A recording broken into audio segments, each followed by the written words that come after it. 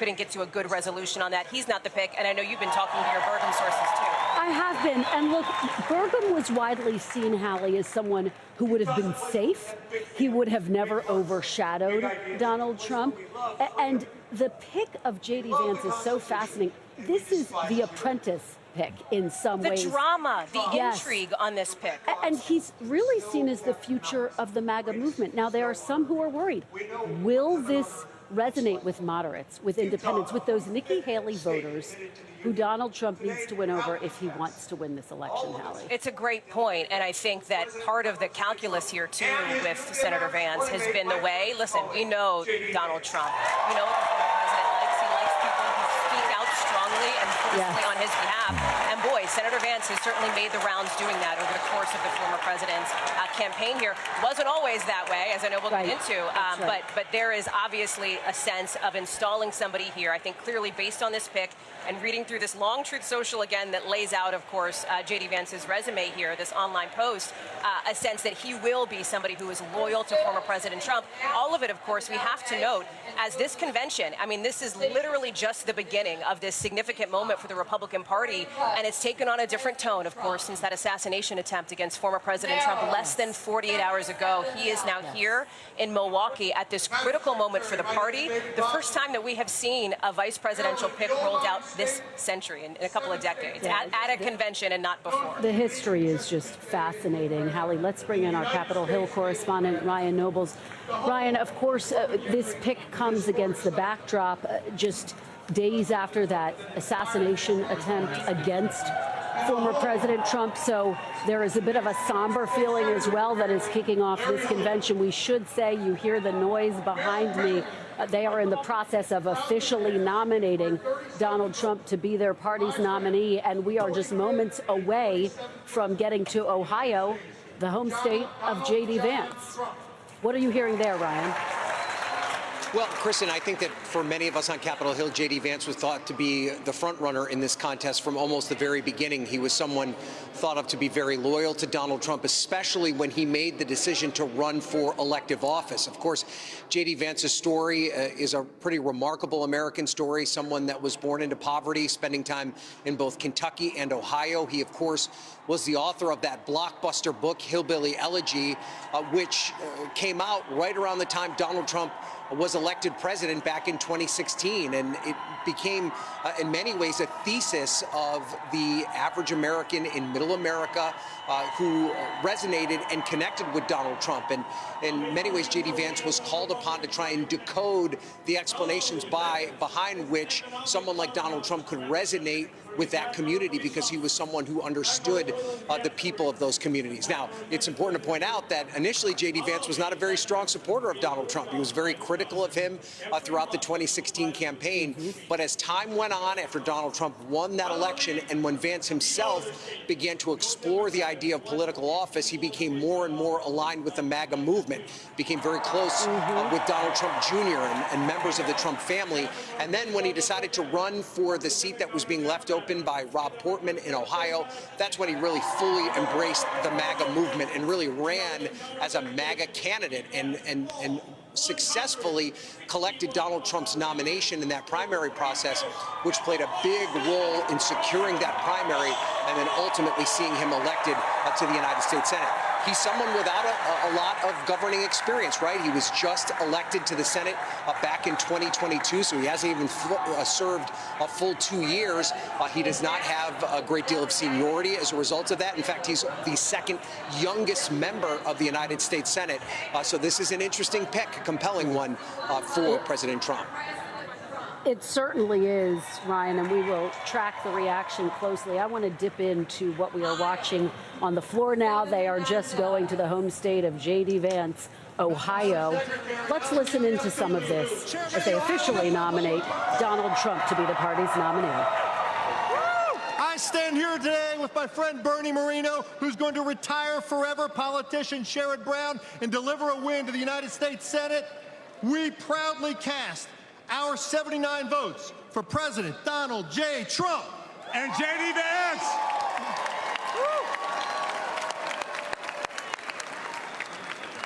Pursuant to the announcement of the delegation and the rules and procedures of this convention, Iowa, 79 votes, President Trump.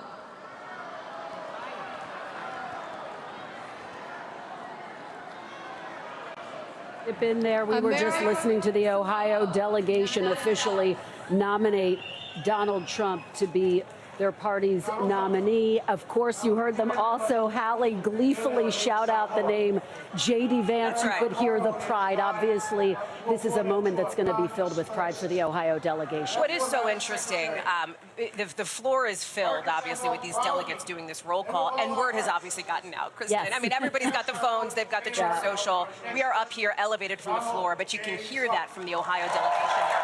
What's also interesting is we are also hearing now from some of the would-have-been VP picks, if you will, including Senator Marco Rubio, who was tweeting just moments ago, posting online, #TrumpVance2024. This is the ticket. This is officially the Republican ticket. Of course, the question now, how do you see, and we're talking pure politics here, how do you see the Biden-Harris ticket now begin to position itself against the Trump-Vance ticket? Because there will be, presumably, court press now. We know that, as you well know, Kristen, President Biden and his campaign paused a lot of the campaigning, the ads, et cetera, after that attempted assassination. That will, of course, pick back up in the days and hours to come. And, of course, questions swirling about President Biden's candidacy stalled to some extent in the wake of the assassination attempt against former President Donald Trump. Let's go out to the action on the floor with NBC's Vaughn Hilliard, who joins us. Vaughn, tell us what it's like there. Set the scene. Hey there, guys. We're here with Senator Tuberville, who you talked to the former president just this morning ahead of his selection. What did he tell you in that phone conversation? Well, first of all, it was very early, about 7 o'clock. I don't remember all of it, but he doesn't sleep very much. He works all the time. But, you know, we talked, first of all, about what happened this weekend. He feels very fortunate, obviously. He was in good spirits. You know, we have talked several times over the last year about the VP candidate, and I've always thrown my 2 cents worth in. Sometimes he listens, sometimes he doesn't. He had some great choices. JD Vance will be an excellent pick. There was a couple more of my friends in the Senate that could have been good, candidates. But I think JD's learned a lot. He's young. He's energetic. I think people will really understand his voice in terms of his communication. You know, the guy's awesome in terms of his intelligence. He knows everything about politics in a short period of time. I'm talking about in terms of policy. So. You said that former President Trump was making his decision still this morning when you were on the phone with him. Yeah, he was still. I don't know if somebody was leading at that time, but he was asking me questions about him and a couple other people. But again, he made the decision. Nobody else made it for him, and he did it the right way. You got to do it the right way. You got to look at all the options. JD will be awesome. We just asked Don Jr., the son of Donald Trump, when he walked by here, about the pick. Of course, those two are very allied. They have struck up a close relationship. For folks across the country who do not know JD Vance, in a nutshell, how would you describe him in terms of how he will be as an ally to Donald Trump versus even the Mike Pence when he was vice president? Well, the first thing about JD, he's not a politician, okay? He is a lawyer, but he's a guy that came in and he spoke his opinion from day one in all of our caucus meetings. Vaughn, I'm so sorry to interrupt your conversation. He's a guy that. Vaughn, I have to interrupt your conversation. We're going to go to Florida now. Donald Trump about to go over the top. Let's watch. Madam Secretary and everybody in this great city.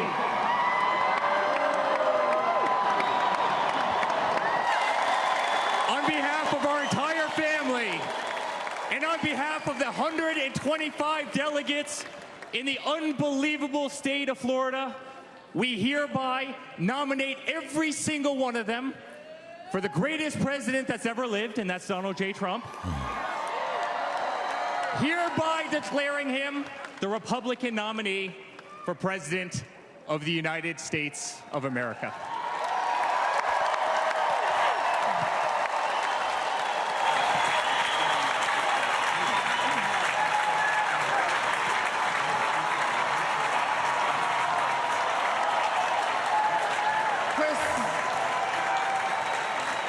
Pursuant to the announcement of the delegation and the rules and procedures of this convention, Florida, 125 votes, President Trump.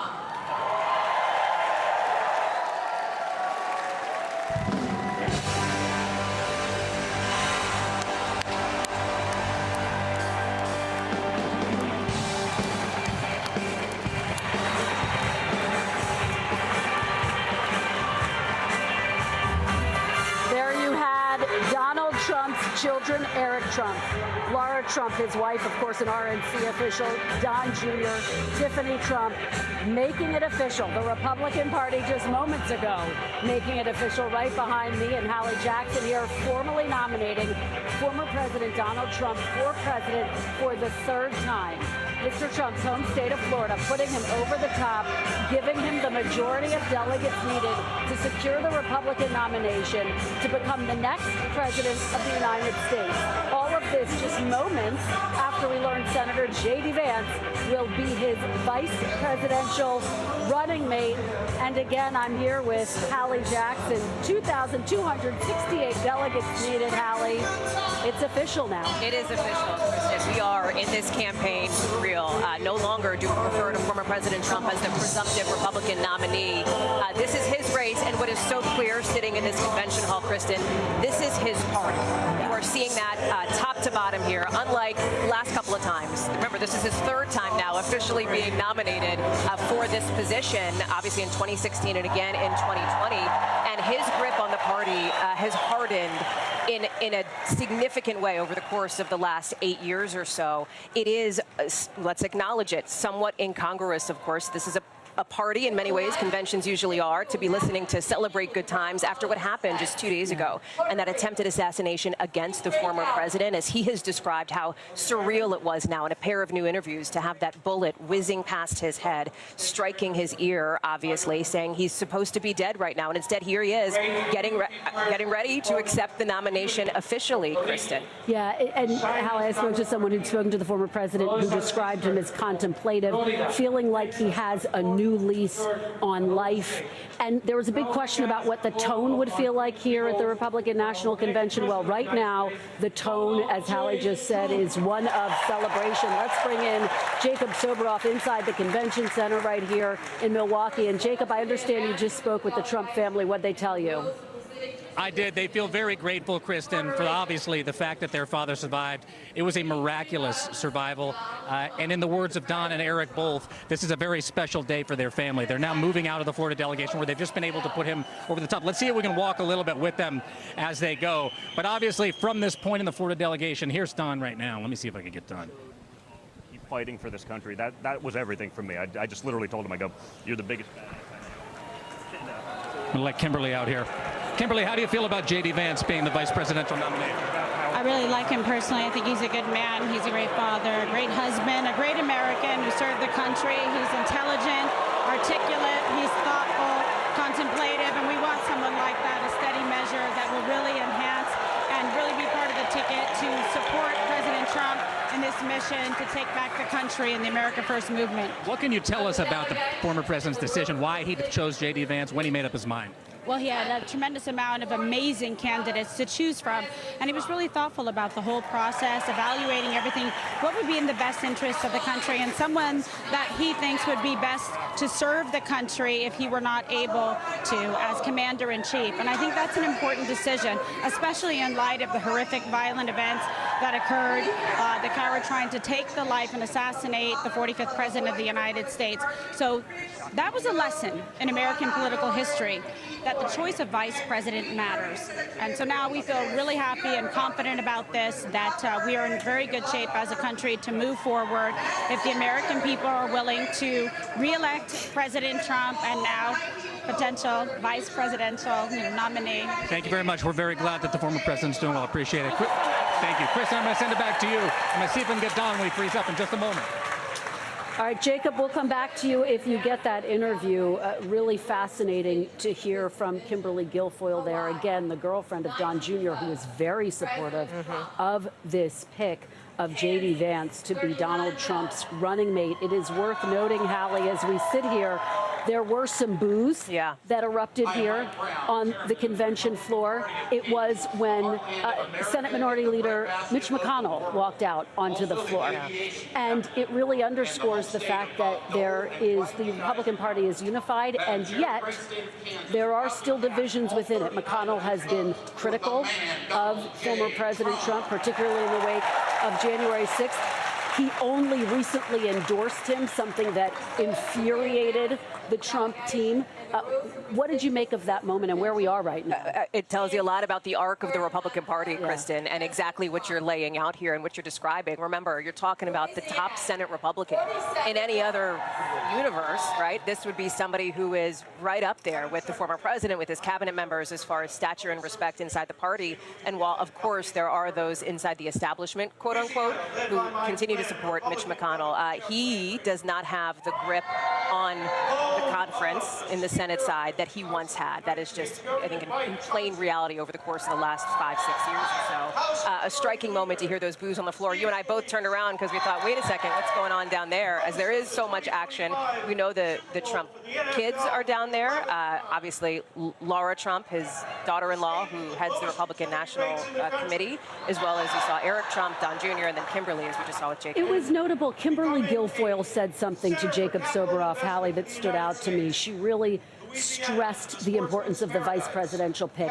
And it comes, of course, as Republicans have been so focused on Vice President Kamala Harris in the wake of these swirling questions about whether President Biden would ever pass the torch after that debate performance that he had several weeks ago. It was a reminder that the vice presidential nominee will be in focus in this election cycle. And I would not be surprised to see JD Vance take on the role of the primary Kamala Harris attacker, if you will. Think about that moment when the two of them potentially, we don't know that this has been nailed down yet, but take a debate stage and go head to head.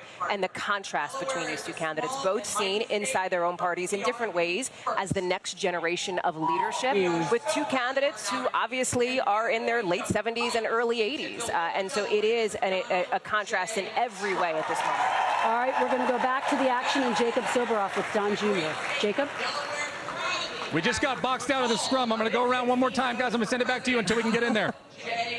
If anybody can get him, it's Jacob. Jacob can get him. Keep trying. Jacob, we're going to stay with you actually on the floor. Narrate, if you would, for us what you're seeing, what you're hearing guys. down So there, as you can see, it's very busy. He's about to come through right here. Let's see. Come on through. I'm about to get my head pinched, guys. Here we go. Sorry, guys. On the election, just with his background and with that story, and so I couldn't be happier. You're now live on CBS. Explain to those watching why you think JD Vance is the best man to run with your father. Listen, I think he's lived the epitome of the American dream story. All right, Jacob, we'll come back to you when you get a little closer to Don Jr. Is that classic convention floor or what? That's the incredible thing about being on the convention floor. Democracy in action, right, Hallie? One of the things I'm struck by as we talk about this pick of JD Vance is the issue of abortion. We have seen JD Vance shift his views in a range of different areas, one of them in the very way he talks about Donald Trump, again, going from a self-described never-Trumper to one of Trump's fiercest critics. But also on this issue of abortion, he was asked recently about the Texas ban on abortion that doesn't include exceptions, and he sort of downplayed that. That was something that the Trump team was looking at. He has moderated himself on Meet the Press 2 weeks ago. In fact, he echoed Donald Trump saying, I would support the abortion pill continuing to be accessible to all Americans, mifepristone. What do you make of the issue of abortion and how it may play out in this election cycle? It'll be front and center in the minds and in the eyes of Democrats who want to press that case. They want to press that issue, Kristen. And JD Vance will be somebody, I think, and we are waiting, of course, on any reaction from the Biden-Harris campaign to this news on the issue of reproductive rights. And the reason for that is because Democrats have seen this as a mobilizing issue. They believe that there will be increased turnout if they can get their supporters to get out there to vote come November. We saw that. They saw that after the overturning of Roe versus Wade back in the midterms. And so there is a sense, can that be replicated? That is why I think you will see that be front and center, especially, again, with Vice President Kamala Harris. She has been in so many ways the face of the administration's push on that. It's so interesting. She has been tasked with dealing with the issue of migration, various other issues, but it's that issue, Hallie, reproductive rights, abortion, where she's really been front and center. Well, Mr. Trump's running mate could have a huge impact on the campaign trail and who ultimately wins the general election. Our Gabe Gutierrez has a closer look at who Senator Vance is and what he brings to the table. He is the junior senator from Ohio with only 2 years in government. But JD Vance is one of former President Trump's biggest defenders. I want to help Donald Trump get elected because it's really important that he become the next president. In the Senate, how can we defend Ukraine's borders when we're not even defending our own American border? And on the campaign trail. The question is, are we going to send America First fighters to Washington, D.C.? He's one of the leading voices of Trump's MAGA America First movement, not holding back and pushing the former president's agenda.